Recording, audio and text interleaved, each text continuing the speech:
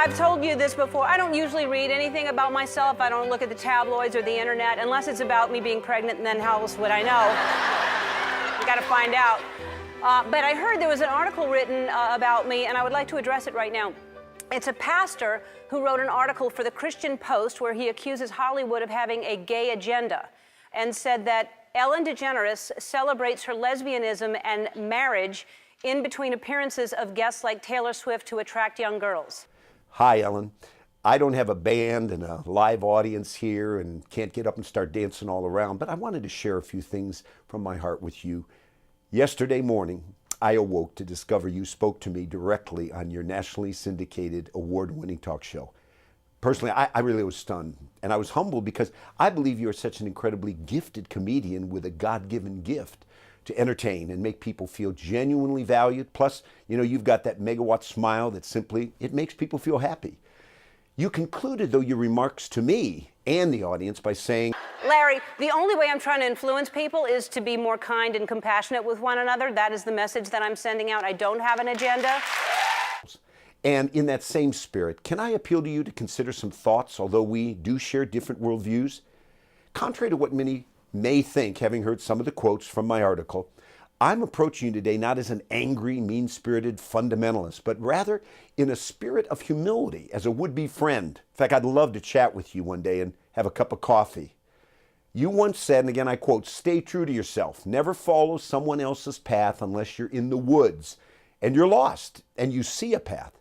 Well, years ago, I really was lost. I played in a band, ironically called the Lost Souls.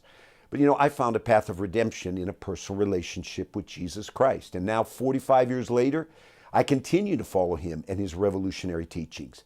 And what I want to share with you is out of a commitment just to be a faithful servant who upholds those teachings. Now, you were raised Christian Scientist, and maybe you saw similar blemishes that I did and still do in the Christian church. I admit we've unfortunately we've fallen far short in our testimony due to divorce, hypocrisy, scandals, and uncharitable attitudes in our ranks. And then in the area of sexuality, plus we're all broken. We have temptations. We struggle. I want to help people by being authentic and part of a generation, not so much imposing, but rather proposing a better way that really does lead to peace and freedom, stability, and long-term happiness. Now, to give you a glimpse into my life, a while back I have a friend, John, who wrestled with his sexual identity until he found the path to wholeness and healing in Christ. We walked the journey together as he battled the ravages of AIDS. It was so painful to watch. I listened, I encouraged, I reassured him along with his precious daughter prior to his premature death. Later, I was able to take care of his memorial service in a way that I trust inspired all of his former gay friends who attended to reflect on his life and theirs. Now, Ellen, hasn't the time arrived for everyone involved in this dialogue on gay-related issues to lower our voices and approach one another with respect and civility, even though we have our differences? Now, I know there's a lot of shouting, accusations, name-calling on all sides of the gay debate, but how about you and I model something positive? Let me put you to the test. Even though you'll probably disagree passionately on what I say, can you grant me the freedom to be forthright with you and faithful to biblical teaching for which I'll one day give an account? All right, here goes. Now, you said, I'm quoting, "I don't have an agenda." Well, if I was sitting right across from you, you might give me a fist bump along with a wink and a nod and just tell me that was just a joke. Where I cited you, quote, celebrating your lesbianism, you said, Larry, I don't even know what it means to celebrate my lesbianism. I mean, well, I guess I do. It's like that. There. Remember, the premise of my article was that Hollywood has a definite gay agenda, and you are aligned with it. In 1997, you were on the cover of Time magazine declaring, "Yes, I'm gay," after declaring it on your sitcom. You're an outspoken representative for the Human Rights Campaign Coming Out Project and a member of the advocacy group FLAG, Parents, Families, and Friends of Lesbians and Gays. In the quote you shared on TV, I want to reassure you that I never thought or implied that you were trying to purposely influence young girls into lesbianism. Instead, my point was that as an out and proud lesbian woman, probably the best known and most loved in the world, you wield tremendous influence over these girls, and your influence is decidedly pro-lesbian. Wouldn't you agree? Also, when you say you don't have an agenda, I understand you are a committed vegan who promotes the lifestyle on your website and encourages adopting turkeys rather than eating them at Thanksgiving. You stand strongly for animal rights by having the Humane Society leaders on your show, along with once being PETA's Woman of the Year. Plus, you promote and raise funds for transcendental meditation. Now, I don't begrudge you these involvements. They're indicative of your personal agenda. I only appeal, shoot straight. Secondly, you said that, quote, Larry is watching a lot of gay TV. So in the article, the pastor criticizes a lot of TV shows for promoting gay agendas. He says that Glee has over 5 characters. Modern Family had a gay wedding.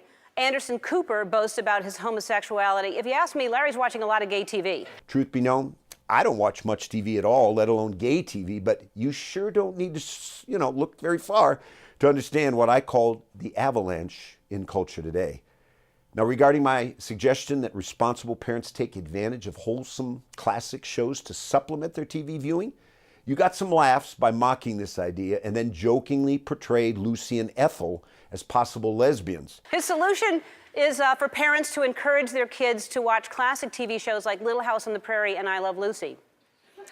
It's not like I Love Lucy is a great example for kids. She's shoving all that chocolate in her mouth. That's not good for kids. And then I did some research. If you don't think Lucy and Ethel had something going on, explain this picture right here. What's going on? Well, without children, you may not understand the awesome responsibility it is to really shape impressionable and vulnerable children. I've done it with children and grandchildren. Plus, I've been helping parents for over 42 years with this very challenging task. Now, you once said, and I quote, I don't need a baby growing inside me for 9 months. If I'm going to feel nauseous and achy when I wake up, I want to achieve that state the old-fashioned way, getting drunk the night before. Now, Ellen, those of us raising children and grandchildren make lots of responsible choices to ensure the little ones entrusted to our care become productive and healthy individuals. And in that spirit of kindness and compassion that you advocate, I just ask, give us some space here. Finally, and this is probably going to be the biggest test with what I share, you obviously disagreed with the fact that I referred to, I put in quotes, marriage, your marriage, in quotation marks. First of all, I'm not married. I'm married. That's all. I'm not trying to be offensive, yet I'm appealing that you recognize that truth can offend the sensibilities of those that are rejecting it. Ellen, a nation rises or falls on marriage. If we dismantle this pillar of society as it has existed for over 5,000 years of Western civilization, and we redefine it to accommodate other arrangements such as yours, or people advocating for polyamorous or polygamous or other configurations, what's going to be the consequences for this sacred institution and the future of our nation? The true Christian church has to stand as a sign of contradiction amid ever-changing cultural trends.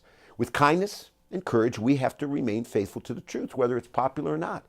We should honor a higher law than man, just as Reverend Martin Luther King Jr. expressed in his classic Letter from a Birmingham Jail, and is magnificently portrayed in the film Selma. Now, in his song Mercy, Bono, he stated that love is charity and brings with it a clarity. So let me close by just submitting to you with charity and clarity, marriage is, and throughout history, has always been the union of a man and a woman, regardless of what the courts say, and regardless of how much you and Portia genuinely feel affection for each other. Now, let me give you 5 of the many reasons why gay marriage is morally wrong and cannot be called a righteous, authentic marital union. Number 1, it violates the clear and unambiguous moral teaching of the Scriptures, which serve as the basis for our Judeo-Christian laws and foundations as a nation. Number 2, it's contradictory to the self-evident truths of Mother Nature, or nature's God, as our founding fathers expressed it, wherein men and women are designed and function differently, complement, complete each other, and through the wonder of marital union are able to procreate, to perpetuate the human race.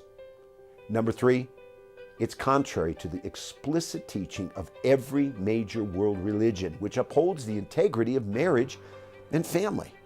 Number 4, Ellen, it is an injustice, and it's unequivocally a harmful arrangement wherein our most precious entrustment, our children, are denied the love and nurture of a father and a mother who complement each other in a healthy family.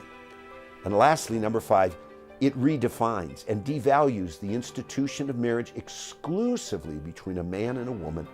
It opens the floodgates for other arrangements, and it legitimizes a lifestyle replete with dangerous, at-risk sexual behavior, such as HIV/AIDS and over 30 STDs that are endangering lives, jeopardizing our healthcare, and impacting our economy. Now, there are multiple times in the Hebrew Christian Bible where homosexual behavior is explicitly prohibited as dishonoring God and natural order, plus it's destructive to those involved with them. Scripture throughout forbids us to be sexually involved in 7 areas. What are they? 1, parents. 2, children. 3, with siblings. 4, with another person's spouse. Number 5, with animals. 6, the deceased. And yes, number 7, same sex. Ellen, thank you. I mean this sincerely, for opening this door of communication. And if you would allow me the opportunity to continue this dialogue, this conversation with you, and I hope you feel my spirit coming through, I'd love to give you a Bible. And then you start to explore a little bit. I think you'll find some revolutionary truth that I trust will enhance your life and enable you to better fulfill your destiny.